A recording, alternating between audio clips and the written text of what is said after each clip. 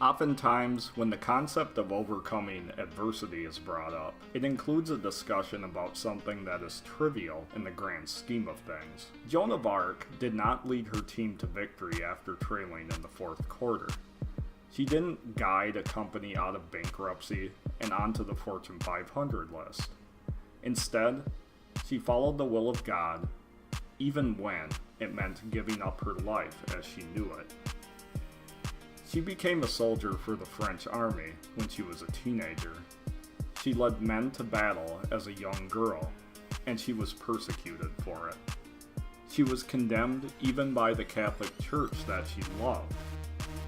It wouldn't be until after her courageous death that her guilty verdict was overturned and she was declared a martyr.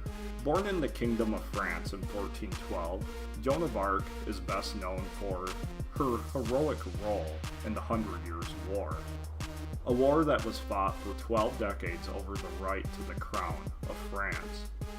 France at the time was losing badly to England when Joan began to have visions from saints encouraging her to join the war.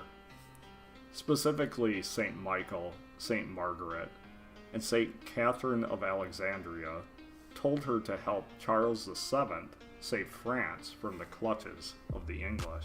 Charles was an infant when the two kings ahead of him in the monarchy were killed, and he wasn't officially installed as the king just yet, but he was the rightful heir. Joan was charged with the divine mission to lead the French army into battle, and in turn, get him installed as the king.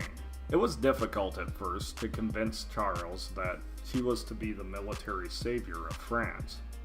He started to change his opinion, however, when she picked him out of a crowd even though he was wearing a disguise.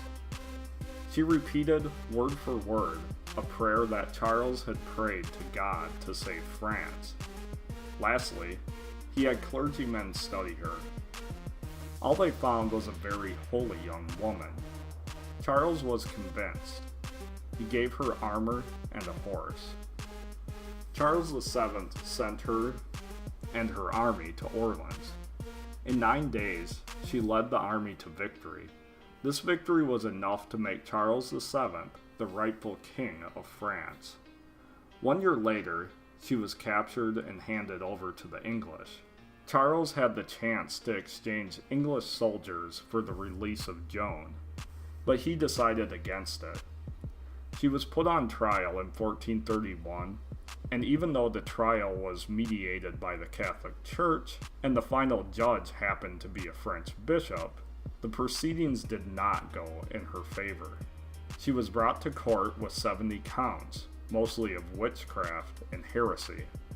Her trial was public at first, but when Joan began to show up the prosecutors time after time, it was made private for the fear that she would get popular support.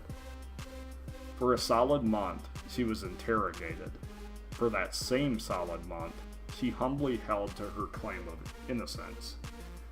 Even though her trial was on religious grounds, she was held in a military prison instead of a church prison. This resulted in threats of rape and torture. In an effort to maintain her dignity and her chastity, she covered herself in military clothes.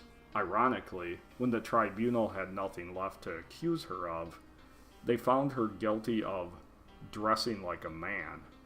This paved the way for the false heresy conviction.